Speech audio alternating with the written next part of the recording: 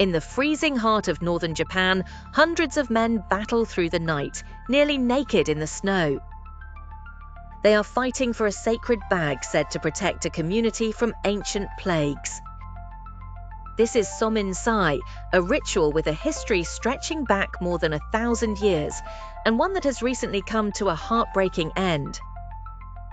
The festival begins in darkness, when the cold is sharp enough to sting each breath. Men wearing only fundoshi gather at the river and in stone basins to pour icy water over their bodies. The water is not merely a test of endurance, it is purification. In the pale light, the white vapor rising from their skin looks almost like music made visible, a sign of life pushing back against winter itself. As the ritual deepens, the men climb a towering pile of burning wood in the ceremony known as Saitoki Nobori. Sparks whirl into the air while flames roar below their feet.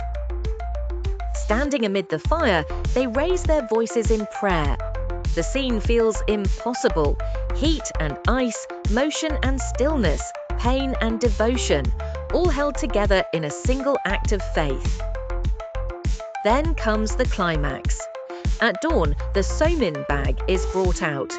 Inside are small wooden charms, believed to drive away disaster. The meaning of the struggle is simple, but the scene is chaotic. Hundreds of nearly naked men surge forward, pushing, twisting, and wrestling for hours. A mass of bodies rolls across the snow, and the heat of the crowd begins to melt the white ground beneath them. What looks like chaos is, for participants, a serious ritual of protection. At the heart of the festival is an old legend.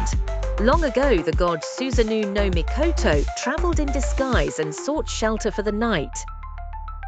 A poor man named Somin-sai welcomed him with warmth despite having little to give. In gratitude, the god promised safety to Somin-sai's descendants, saying that those who identify themselves as his line would be spared from misfortune. The festival became a way of claiming that protection, a public declaration against disease, disaster, and fear. Somin-sai was never only a spectacle, it was a living expression of local identity, endurance, and belief. Its beauty was not delicate or polished, but rough, physical, and deeply human. That is why its disappearance feels significant. In many rural communities, aging populations and shrinking numbers make it harder to sustain traditions that demand time, strength, and collective commitment. What remains is more than a memory of men in snow and fire. It is the question of how a community preserves its rituals when the people who carry them grow fewer each year. Somin-sai stood at the meeting point of myth and survival, and in that harsh winter air, it revealed a truth that was never gentle. Culture can be as fragile as it is powerful.